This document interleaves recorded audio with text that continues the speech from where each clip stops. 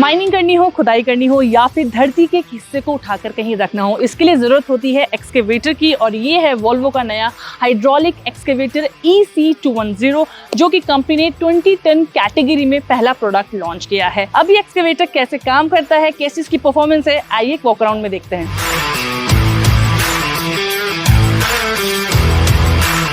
तो पहले बात कर लेते हैं इसकी ट्रैक चेन की। तो यहाँ पर इस तरह का एक ट्रैक चेन दिया जाता है जो कि 3.5 मीटर की इसकी लेंथ है। यहाँ ऊपर आपको 2 रोलर और नीचे 7 रोलर मिल जाते हैं जो कि आपके व्हीकल को आगे और पीछे मूव करने में हेल्प करते हैं। कंपनी का कहना है कि इसे माइल्ड स्टील से बनाया गया है एंड सेकेंडली ये फ्लैट नहीं है। यहाँ आपको ऐसे जिग-जैग डिजाइन मिलेगा। क्यों? क्योंकि ऑफकोर्स ज्यादातर एक्सकेवेटर्स जो होते हैं वो मिट्टी या फिर इस तरह की माइनिंग जैसे कामों में इस्तेमाल होते हैं, तो वहां पर इसका रग होना बहुत जरूरी है। अब आ जाते हैं इस एक्सकेवेटर के मेन पार्ट्स पे एंड दैट इज ये बूम, ये आर्म और ये बकेट। जो बूम की लेंथ है वो 5.7 मीटर है, जो आर्म की लेंथ है वो 2.4 मीटर है, जो कि कंपनी का कहना है बेस्ट इन सेगमेंट है। और ये जो बकेट है ये 0.92 क्यूबिक मीटर कैपेसिटी के साथ आती है। इस बकेट की पेलोड कैपेसिटी की बात करूं तो ये 1700 से 2700 किलोग्राम तक का वजन उठा लेती है। ऑल्दो कंपनी का कहना है कि ये 3800 किलो तक का वजन उठा लेता है, लेकिन 3800 किलो का वजन उठाने के बाद ये बकेट मूव नहीं करता। एक और खास बात ये है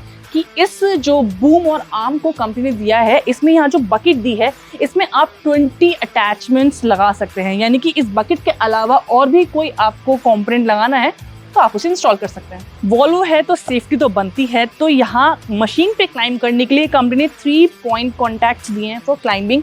how? This is 1, this is 2 and this is 3 and this is how आप अपनी मशीन पर इस तरह से ऊपर चढ़ जाते हैं। तो कंपनी ने यहाँ पर दिया है अपना made in India T3 electronic engine जो कि आयशर के साथ मिलकर इन्होंने तैयार करा है। और इसकी जो पावर की बात करें तो ये 137 BH की मैक्सिमम पावर और 520 Nm का मैक्सिमम टॉर्क जनरेट करता है which is at the lower RPM। अब इस एक्सकेवेटर का इंजन काम कैसे करता है एक डेमो में आपको बताती हूँ। ये इंजन रहा इस एक्सकेवेटर का जो कि पावर जनरेट करता है हाइड्रोलिक सिलेंडर के लिए।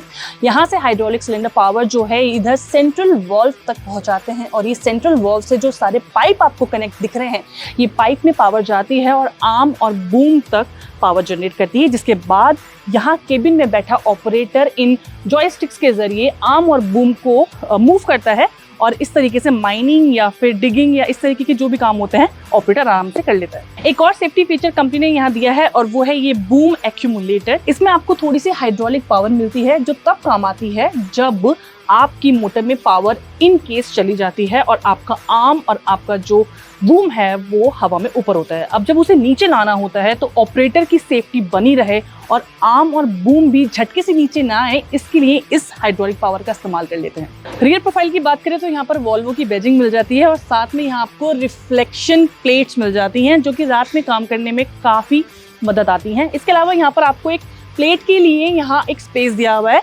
कंपनी का कहना है कि यहाँ आप ऑप्शनल रियर कैमरा लगवा सकते हैं। एक काम की बात बताती हूँ, इस एक्सकेवेटर में जो फ्यूल टैंक कैपेसिटी है वो अप्रोक्सीमेटली 400 लीटर की है और 1 घंटे अगर ये व्हीकल लगातार चल जाए तो 1 घंटे में 12 लीटर का तेल खा जाता है। एक और खास फीचर जो वोल्वो ने इस मशीन में दिया है वो ये कि ये जो मशीन है वो 180 डिग्री आगे से पीछे आराम से घूम सकती है। ये जो मशीन है ये ट्रैक जो चेन है इससे अलग है, मतलब अलग इन द सेंस कि यहाँ पर आपको ये कनेक्टर दिया गया है जिसके थ्रू बूम और जो आर्म है 180 डिग्री पीछे तक आराम से जा सकती है। आखिर में बात कर लेते हैं इसकी केबिन की। तो केबिन में सबसे खास फीचर जो है वो ये कि ये फुल्ली एयर कंडीशनड है। ऑपरेटर को गर्मी में बिल्कुल भी परेशानी नहीं होगी काम करने की। एंड सेकेंडली चारों तरफ से विंडशील्ड से कवर्ड है, यानी कि जो ऑपरेटर के लिए विजिबिलिटी होगी वो बहुत अच्छी होने वाली है।